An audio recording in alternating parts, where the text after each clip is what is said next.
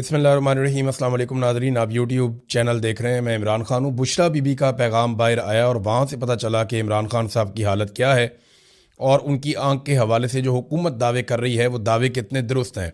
सबसे पहले तो जो बुशरा बीबी की बहन है मरियम रियाज वट्टू, उनका स्टेटमेंट आप सुन लीजिए, फिर मैं आपको बताता हूँ इमरान खान की बहनें क्या कह रही हैं और इमरान खान साहब की अहलिया बुशरा बीबी ने जेल से क्या पैगाम भिजवाया है और इमरान खान साहब की हालत कैसी है, ख़ास तौर पे उनकी बिनाई जिस आंख की मुतासर हुई है वहाँ मामलात कैसे हैं। एक तो मैं पहले आपको ये क्लियर कर दूं कि जो प्रेस रिलीज़ जारी की गई अस्पताल की इंतज़ामिया की जानिब से, यानी पिम्स ने रात गए एक प्रेस रिलीज़ जारी की थी। हालांकि रात गए कौन जारी करता है, कोई पीआरओ भी नहीं होता, कोई डिपार्टमेंट भी नहीं होता, लेकिन वो पहले से ही बनाया हुआ एक पेज उन्होंने जारी कर दिया था। तो वो जो पिम्स की जानिब से एक प्रेस रिलीज़ जारी की गई उसमें इमरान खान साहब की आंख के हवाले से कोई तफसीलात मौजूद नहीं है, यानी उसमें नहीं बताया गया कि कितने % उनकी हालत आंख की बेहतर है और किस हद तक बेहतर है। तो ऐसी कोई रिपोर्ट हमारे सामने नहीं है जिसमें हुकूमत ये दावा कर रही हो या डॉक्टर्स ये दावा कर रहे हो कि इमरान खान साहब की आंख ठीक हो रही है या पहले से बेहतर है या बेहतरी की तरफ जा रही है। अब मरियम रियाज वट्टू साहबा का जो स्टेटमेंट है वो कहती है मेरी भाभी और बुशरा बीबी की बेटी के ख़ानदान ने बुशरा बीबी से मुलाकात की और चूँकि खान साहब को कल रात ही दूसरी इंजेक्शन लगाई गई है, इसलिए अभी ये कहना कबल अज़ वक्त है कि इसका कोई असर हुआ है या नहीं। इनकी आंख अभी भी सूजी हुई है और इनकी हालत गुज़िश्ता हफ्ते से बदस्तूर वैसी ही है जैसी पहले थी। खान साहब ने एक बार फिर जोर दिया है कि उनकी बहनें जो इनके वकला के साथ काम कर रही हैं फौरी इजाज़त के लिए दरख्वास्तें दायर करें ताकि उनके ज़ाती डॉक्टर्स उनका मुआयना कर सकें। ये जनाब मरियम रियाज वट्टू साहबा ने कहा, जो बुशरा बीबी की बहन है। उस्मा खानम जो इमरान खान की बहन है, उन्होंने एक ऐसा स्टेटमेंट दिया है जहाँ से शक्कू को शुबात मज़ीद बढ़ जाते हैं। उन्होंने कहा जी हमें यकीन नहीं है कि इमरान खान के जो ब्लड टेस्ट किए गए हैं ये इमरान खान के ही हैं या किसी और के हैं। कौन से टेस्ट किए हैं, किसके सामने किए हैं, टेस्ट का रिज़ल्ट इमरान खान का रिज़ल्ट है या किसी और का है। जब तक इन लोगों के सामने टेस्ट नहीं होंगे जिन पर हमें एतबार है तब तक हमें तसल्ली नहीं होगी। ये जो छुपा रहे हैं इसके पीछे क्या वजह है। देखें, ये इमरान खान वज़ीर आज़म पाकिस्तान थे जब नवाज शरीफ साहब के जाली टेस्ट करके उन्हें बताया गया कि इनके तो प्लेटलेट्स बेड़े गर्क हो गया और हर थोड़ी देर के बाद एक जाली टेस्ट आ जाता था और दबाव मज़ीद बढ़ जाता था। अदालतों के अंदर मामला जा रहे थे, मीडिया के अंदर मामला जा रहे थे, हत्ता कि कैबिनेट को बैठ के फैसला करना पड़ा कि नवाज शरीफ के साथ करना क्या है। फिर अदालत को एक स्टाम्प पेपर देकर इमरान खान से इजाज़त लेकर नवाज शरीफ साहब पाकिस्तान से बाहर चले गए। फिर एस्टेब्लिशमेंट के जो बहुत करीबी शख्स हैं फैसल वाडा, बल्कि वो खुद एस्टेब्लिशमेंट के अंदर ही होते हैं, तो फैसल वाडा ने ये इंकशाफ किया कि नवाज शरीफ का जो खून था वो नवाज शरीफ का नहीं था, बल्कि कुछ लोगों ने यहाँ तक बताया कि वो किसी जानवर का खून था और नवाज शरीफ की जाली रिपोर्टें बनाई गई थी। और हत्ता के फैसल वाडा ने कहा वो रिपोर्टें तो घर बैठकर बनाई गई थी, उनका तो किसी लेबॉर्ट्री से ताल्लुक़ कोई नहीं था, तो जाली रिपोर्टें नवाज शरीफ की बनाई गई थी। तो जिन्होंने नवाज शरीफ की जाली रिपोर्टें बना के उस वक्त के वज़ीर आज़म इमरान खान को धोखा दिया, आज वही इमरान खान जेल के अंदर है तो वो अब धोखा नहीं दे सकते। बिल्कुल दे सकते हैं। जो वज़ीर आज़म को चीट कर सकते हैं वो एक कैदी को चीट करने में उनको क्या प्रॉब्लम है, वो कर सकते हैं। अलीमा खानम का जो स्टेटमेंट है, क्योंकि अभी इमरान खान साहब की गैर मौजूदगी में अलीमा खानम ही फैमिली के मामलात को ऑलमोस्ट लीड करती हैं और उनका बयानिया जो है या उनका जो स्टेटमेंट है वो माना जाता है मुस्तरद। तो उन्होंने कहा जी इमरान खान ने पैगाम दिया कि उन्हें नज़र नहीं आ रहा, मेरे डॉक्टरों को मुझ तक रसाई दी जाए, ये है जी सिंपल बात। फिर उन्होंने कहा जी कि इमरान खान से आज भी किसी की मुलाकात नहीं हुई। अलीमा खान ने बहनों के साथ जो है वो बाद में बाहर आके गुफ्तगू की और बुशरा बीबी की मुलाकात उनकी फैमिली के साथ हुई, उनके ज़रिए से जो है वो ख़बर बाहर आई और इमरान खान साहब ने पैगाम दिया कि उन्हें नज़र नहीं आ रहा, मेरे डॉक्टरों को मुझ तक रसाई दी जाए। ये बात अलीमा खानम ने बताई बुशरा बीबी के ख़ानदान से पूछ कर। अब ये इमरान खान साहब की बहनें स्टेटमेंट दे रही हैं, बल्कि उन्हें चोट भी लग गई। नौरीन खानम को बड़ा अफसोसनाक, वो मैंने तस्वीर देखी, वीडियो देखी, बड़ी तकलीफ़ हुई मुझे भी। एक और ख़ातून थी सद्दफ़, उनको ज़्यादा चोट लगी है, वो हॉस्पिटलाइज भी हो गई हैं, लेकिन अल्लाह का शुक्र है कि वो बचत हो गई, जान बच गई और कोई ऐसा नुकसान नहीं हुआ जिसकी भरपाई नहीं हो सकती। लेकिन ये ख़वातीन है तो रियासत को जो है वो इस तरह का रवैया नहीं रखना चाहिए। बहुत ही बदनसीबी है जो इस वक्त किया जा रहा है। बहरहाल इमरान खान साहब की जो रिपोर्टें हैं वो उनकी फैमिली के साथ शेयर नहीं की जा रही। अभी तक इमरान खान साहब के मुआलिजीन जो हैं वो उन्हें नहीं देख पाए। अभी तक उनकी फैमिली जो है वो इमरान खान साहब से नहीं मिल पाई। अब इसकी एक वजह तो ये है कि आसिम मुनीर साहब नहीं चाहते और उनकी ये ज़िद है कि इमरान खान का कोई स्टेटमेंट बाहर नहीं आना चाहता, क्योंकि उनका कोई स्टेटमेंट बाहर आता है तो मुझे चैलेंज करते हैं आसिम मुनीर साहब को, ये लगता है, और वो मुकाबला कर नहीं सकते।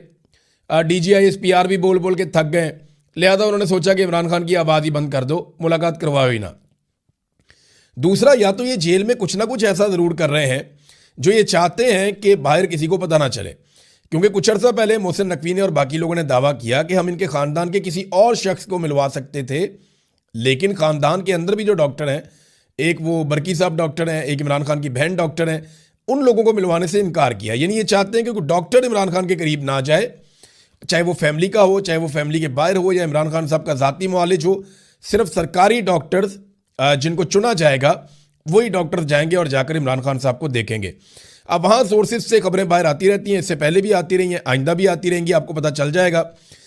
दूसरी जानिब नादरीन, जो इमरान खान साहब की रिहाई के लिए इमरान खान रिहाई अमन फोर्स बनाने का ऐलान किया था सुहेल आफरीदी ने, उसके ऊपर बहुत रोला पड़ गया है। पार्टी का एक धड़ा जो है वो डट गया है कि हमें तैयारी करनी चाहिए, नौजवानों को इकट्ठा करना चाहिए, बड़े पैमाने पर एक ताकतवर फोर्स नौजवानों की तैयार करनी चाहिए और बगैर लड़े पुरअमन तरीके से एहतजाज करके और एक मुनज़्ज़म तरीके से इमरान खान साहब की रिहाई का रास्ता निकालना चाहिए। तो अब इसका नाम बदलने की बातचीत हो रही है, क्योंकि लफ्ज़ फोर्स जो है उस पर लोगों को एतराज़ आ गया कि जनाब ये फोर्स कैसे हो सकती है, तो फोर्स का लफ्ज़ इस्तेमाल ना किया जाए, तो इसका कोई और लफ्ज़ इस्तेमाल किया जाए। अब इस पर बहस हो रही है, कुछ लोग डट गए हैं, कुछ लोग जो है वो नया स्टेटमेंट दे रहे हैं। लेकिन इस पर जुनैद अकबर साहब ने एक बात की है। जुनैद अकबर साहब का कहना है, रिहाई फोर्स के नाम पर पार्टी में इख्तलाफ राय है, हम अब भी चाहते हैं कि मुज़ाकरात हों, लेकिन जब आप हमें दीवार के साथ लगाएंगे तो हमारे पास ऑप्शन ही क्या बचता है, हमारे पास वक्त बहुत कम है। तो उन्हें एहतजाज करना पड़ेगा, वो भी इस बात को समझते हैं। एक तरफ तो यह एहतजाज का मामला बढ़ता जा रहा है, दूसरी तरफ पाकिस्तान में दहशतगर्दी कंट्रोल नहीं हो पा रही और पाकिस्तान की इंटेलिजेंस एजेंसीज दहशतगर्दी को रोकने में नाकाम है।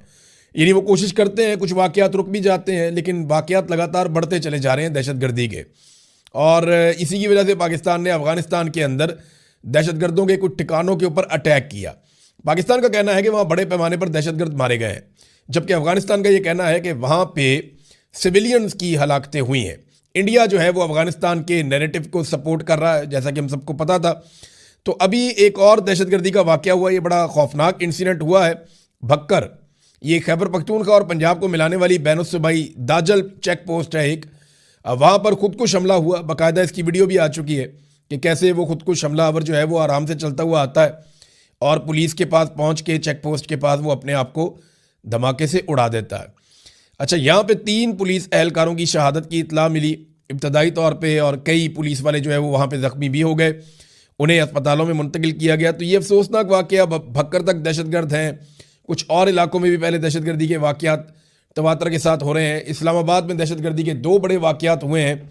ये बड़ी अफसोसनाक सूरत हाल है पाकिस्तान में, और पाकिस्तान के सिक्योरिटी इदारों और एजेंसियों के लिए बड़ा चैलेंज है। अब एक चीज़ मैं आपके सामने और रखना चाहता हूँ नाज़रीन, के पाकिस्तान जो है वो दहशतगर्दी के तमाम वाक़यात का इल्ज़ाम फितनतुल हिंदुस्तान के ऊपर लगाता है कि ये फितनतुल हिंदुस्तान है, फितनतुल खवारिज, फितनतुल हिंदुस्तान। तो मामला ये है कि अफ़गानिस्तान के ऊपर तो हम अटैक करते हैं और अफ़गानिस्तान के साथ तो हमने तिजारत बंद कर दी है, वो इसलिए कि ये फितनतुल हिंदुस्तान के जो दहशतगर्द हैं वहाँ से आते हैं, लेकिन फितना तो हिंदुस्तान का है पाकिस्तान के बकौल। तो पाकिस्तान अफ़गानिस्तान के साथ तो तिजारत बंद कर गया, लेकिन जहाँ से ये दहशतगर्द सपोर्ट जहाँ से मिलती है, जहाँ से पैसा मिलता है, जहाँ से वो ट्रेंड होते हैं बकौल पाकिस्तानी इंटेलिजेंस एजेंसियों की रिपोर्टों और पाकिस्तानी रियासत और हुकूमती इदारों के और हुकूमत के बयानिए के मुताबिक, तो उनके साथ तजारत पाकिस्तान ने बंद नहीं की। यानी अफ़गानिस्तान के साथ हमने तजारत इस लेवल तक बंद कर दी है कि इस वक्त सूरत हाल ये है कि गुज़िश्ता साल की निस्बत जो तजारत हमारी पिछले साल $560 मिलियन थी, वो अब $228 मिलियन रह गई है, यानी आधी से भी कम हो गई है।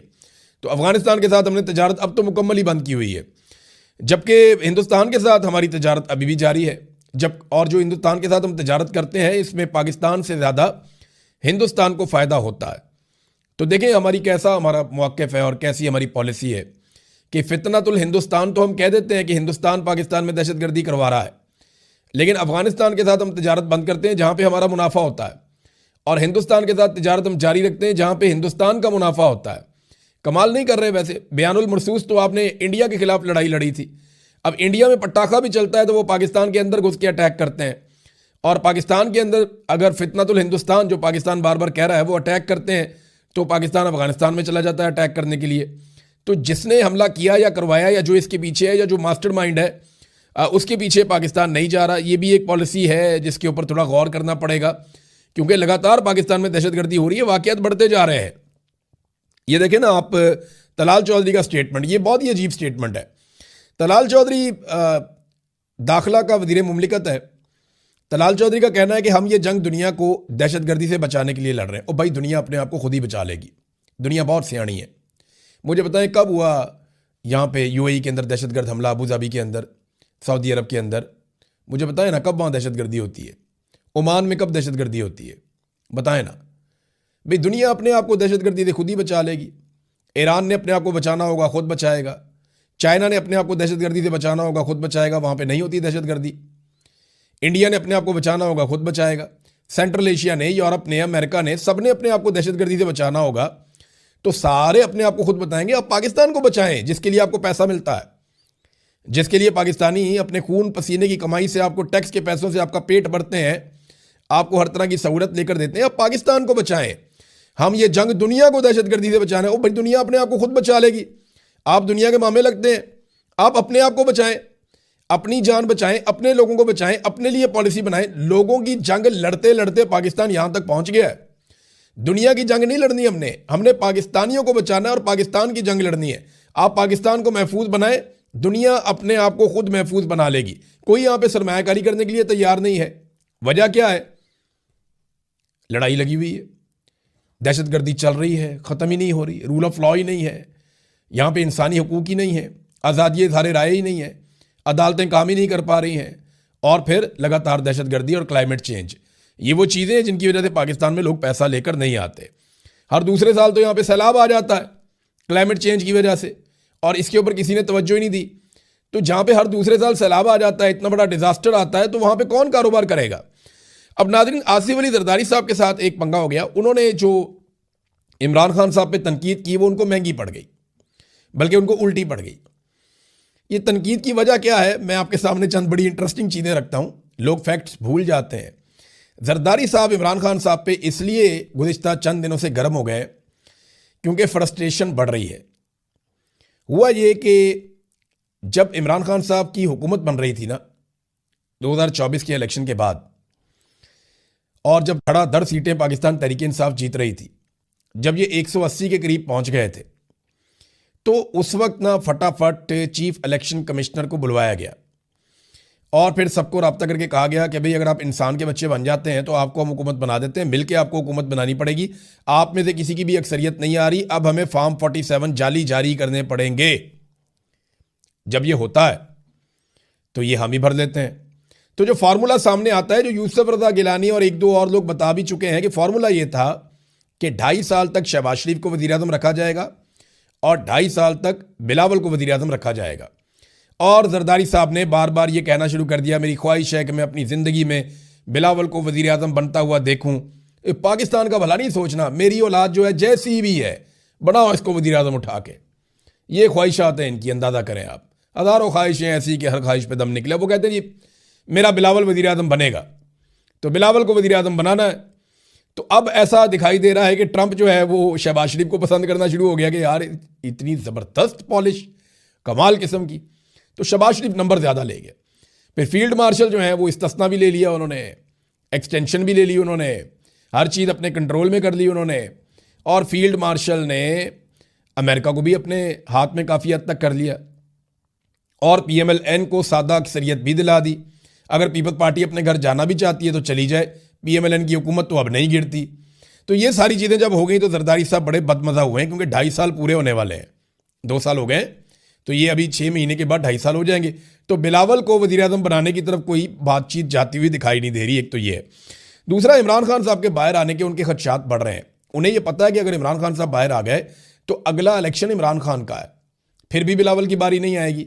तो ये एक और प्रॉब्लम है कि अगर इमरान खान बाहर आ जाते हैं तो वैसे ही। और एक जेलसी का फैक्टर भी है। जरदारी साहब को जेलसी ये है कि जेलें तो मैं काटता था, मैं मशहूर हुआ था पाकिस्तान में बिला वजह कि मैं बड़ा जेलें काटने वाला बड़ा सख्त आदमी हूँ। ये आदमी तो मेरे से बहुत आगे निकल गया और सारे नंबर तो इसको मिल गए बहादुरी के। तो मैं किधर खड़ा हूँ आज? यानी जरदारी साहब के लिए तो बड़े बड़े नारे लगते थे कि बड़ा जेल काटने वाला, लेकिन अब हुआ ये कि जरदारी साहब ने जो किया उसके बाद पीटीआई ने जो पोल खोले, जो सहाफ़ियों ने पोल खोले और बताया जनाब के जरदारी साहब ये टोटल आपकी जेल की औकात थी और इमरान खान के बारे में तो आप बात ही ना करें। आप तो 1 महीना वैसी जेल नहीं काट सकते जैसी जेल इमरान खान ने और उसकी पूरी फैमिली ने बर्दाश्त की है और उसके लोगों ने बर्दाश्त की है। तो ये जरदारी साहब को उल्टी पड़ गई। और एक और चीज़ भी है कि एस्टेब्लिशमेंट भी अक्सर शिकवा करती रहती है कि यार इमरान खान से और इनके बयानिए से सिर्फ हमने ही लड़ना है। भाई आप लोग भी तो स्टेटमेंट दें।